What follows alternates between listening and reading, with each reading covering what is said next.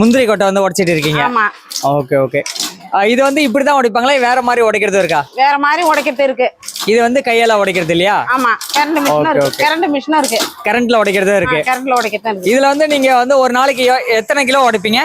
30 kilo. 30 kilo உடைப்பீங்க. ஆனா 30 kilo நீங்க கையாலே உடைப்பீங்க டெய்லியும்? ஆமா. ஆனா இது வந்து உங்களுக்கு கஷ்டமா இருக்குமா? இது எப்படி பழகிருச்சா? கஷ்டமா தான் இருக்கு. கஷ்டமா தான் இருக்கும். ஆனா வேற தொழில் இல்ல எங்களுக்கு, இதான் நாங்க இதான் செஞ்சாகணும். ஆனா இதுல வந்து கொஞ்சம் கவனமாவும் உடைக்கணும் இல்லையா? கை மாட்டிக்கலனா. நீங்க வந்து ஒரு நாளைக்கு 30 கிலோ உடைக்கிறீங்கன்னா உங்களுக்கு சம்பளம் எவ்வளவா இருக்கும்? 375. 375 ரூபா அந்த மாதிரி. நீங்க கூட உடைச்சாலும் உங்களுக்கு நிறைய வரும். ஆமா. ஆனா அதிகபட்சம் ஒரு நாளைக்கு 30 கிலோ உடைச்சிருவீங்க. ஆமா. இந்த மிஷின்லாம் இது உங்களுக்கு எப்படி? ஓனர் வீட்லயே கொடுப்பாங்க. இவங்களே கொடுத்துருவாங்க. சரி சரி.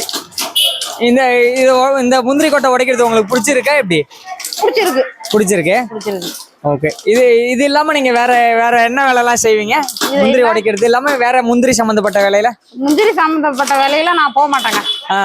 அதெல்லாம் எனக்கு தெரியாது, ஆனா நான் போக மாட்டேன். இந்த ஒன்லி இந்த முந்திரி உடைக்கிறது மட்டும். ஆமா. சரி சரி.